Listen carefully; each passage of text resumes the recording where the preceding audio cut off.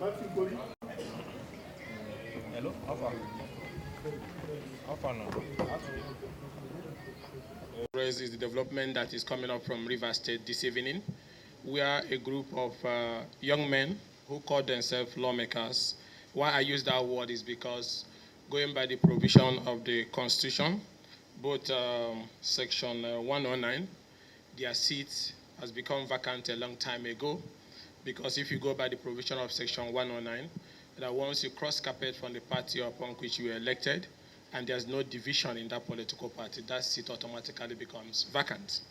And it's so painful that because they joined the ruling party APC, this provision have not been enforced, and they are being used as a tool to continue to weaken the party, the government in Rivers State.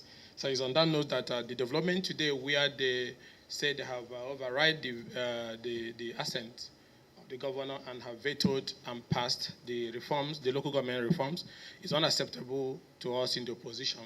Actually, what is happening in Rivers right now is people are trying to lay the foundation for political crisis and violence that will engulf that state.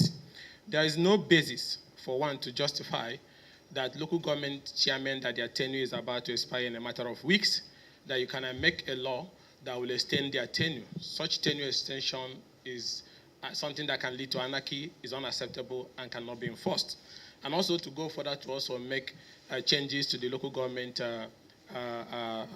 commission is also unacceptable. And that is why we called you here today, to make it clear that purporting to override the governor's veto without sending the law to the governor is a recipe for chaos and lawlessness.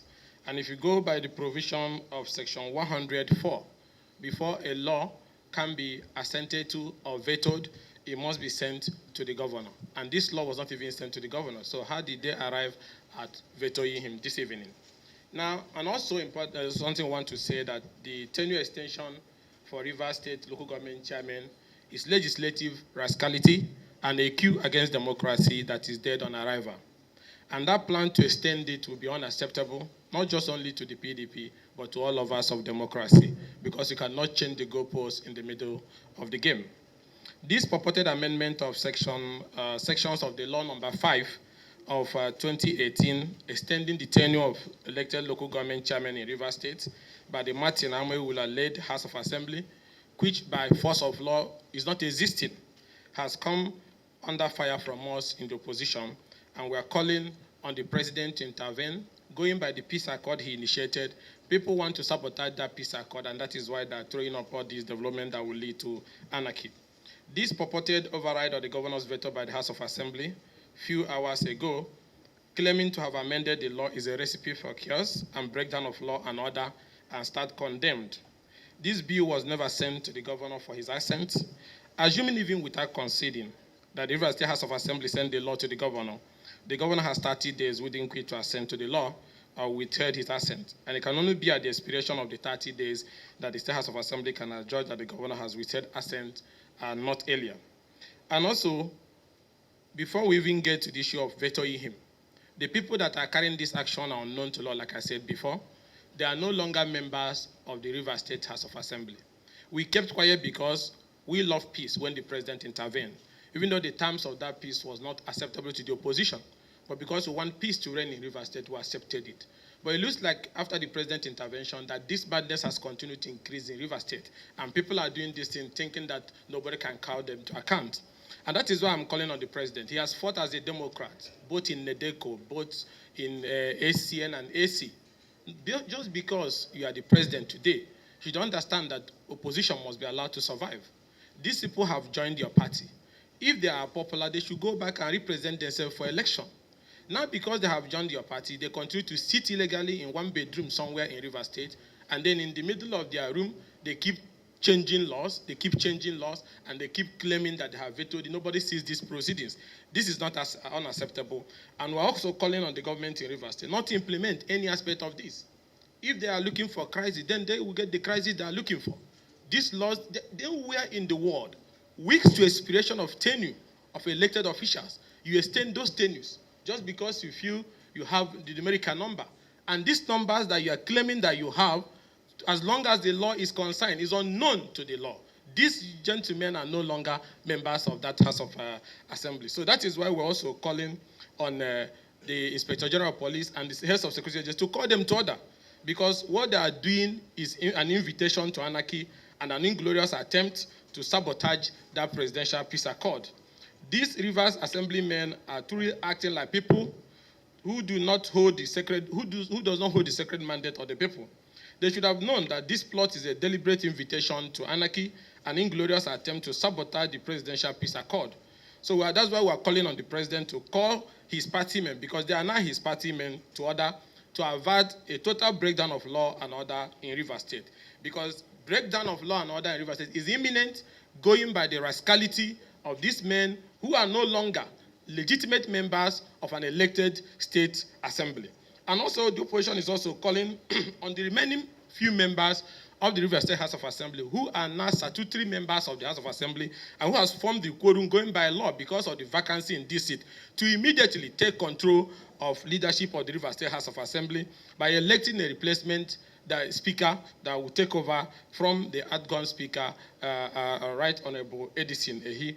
We are going to support them. We'll give them all the necessary support, because as long as the law is concerned, these gentlemen are unknown to the law. So if it is only 3 or 4 people that is left in that state assembly, they should do the needful, which is to announce a new speaker that should take leadership of that House of Assembly. And also to urge the governor, on no account should you allow local government chairmen whose tenure are going to expire in the coming few weeks to spend extra second or minutes in office. They are unknown to law. Even if election cannot hold there's necessary provision under the law to take care of that before election hold. But on no account can one man or a group of 20-something individuals sit down, change the law few weeks to the expiration of the tenure of these officers, and then extend their tenure. That is judicial rascality. Just imagine somebody extending the tenure of the president or the governor. That will also be unacceptable. So it's on that ground that we are rejecting this and alerting Nigerians that there's a plot to break down law and order in Rivers State by carrying on this legislative impunity by these former members of the Rivers State House of Assembly. And also, we're also calling on INEC Chairman, Professor Mahmoud Yakub, to fulfill those provisions of Section 109 or thereabout, which gives him power to conduct election. There have been letters written to him to conduct election in those vacant seats, which was written by the acting speaker then, Edison Ehi. So we are calling on INEC to move immediately and conduct by-elections in those seats in Rivers State House of Assembly that have been declared vacant by virtue of cross-carpeting of those gentlemen to All Progressive Congress Party. And then lastly, which is also very important, is to also voice our rejection to the move to establish the state police. Let's make one thing clear, that we are looking for a solution to some of our national problems cannot lead us to bigger problems. There's one thing that is very important that must be done. If governors cannot manage or allow local government system of administration to work, can you trust these gentlemen with an army, with a police force? And these are, some of them have not even paid 18,000 or 20,000 minimum wage. So they're not going to pay police force. Why do they suddenly want a police force? Because most of them are going to use it for ulterior political purposes. So because everybody is scrambling, looking for a way to solve key national security challenges, should not throw us into something that will throw us into a state of lawlessness and anarchy. And more importantly, how did we get to insecurity? If the local government system was functioning and their money was going directly to them, would there have been need for bandits to take the forest without the local government chairman handling it? All these insecurities and all this economic problem, the markets that have been burned, the markets that are not functioning, local government would have fixed it. Those communities that don't have water, local government would have fixed it. Those teachers in primary school that were not being paid, local government would have fixed it. Those teachers that are no longer training our children who are turning into bandits would have been functioning if local government was also functioning. So everybody will agree that the reason why they are disconnecting governance today is that the rural system of administration have been captured by a group of people that we elected as governors. And that has thrown Nigeria into economic crisis, into security crisis, and into all sorts of crises. So if they are honest and serious, the first thing that needs to be done is for these governors to support the ongoing amendment we are bringing to the Constitution to allow local government to be democratically elected, to be autonomous, and receive their money fully. The state is supposed to be sending money to the local government as a support. So if these men cannot be trusted to allow another arm of government to function, are you going to trust these men with police force of their own?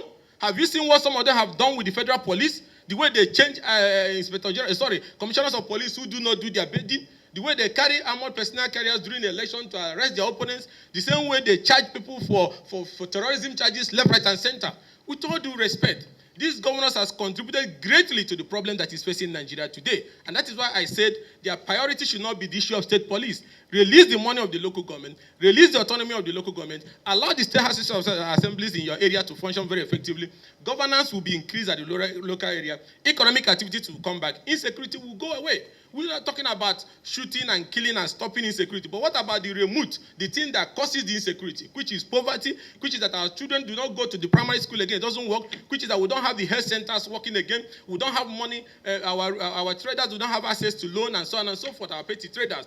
Let us restore the local government system of administration. Everywhere you go in the world, you go to London, it's municipal that run the train station, that run the tax system. You go to Dubai, the same thing. But we'll come to our own. Everything has been captured. You now have to go to the state for fertilizer. You go to the state for seedlings. You go to the state for solar light. These are no responsibility of state or neither federal government. So we must restore the local government system of administration as the very foundation towards finding permanent solution to the issues of insecurities. On that ground, I would say that should not be a priority at this moment, that they have not shown the capacity, they have not shown the confidence, they have not shown the patriotism to be trusted with an armed group. Look at what some of them did with their vigilantes. You now weep and said, when you now give such group of people a police force on their own, at times the president may not even land in their state. Some of them can even shut down the entire airport. So the most important thing is to restore the local government system of administration. Then we can now go to the issues of state police. And even in that local government, we can also have community policing system.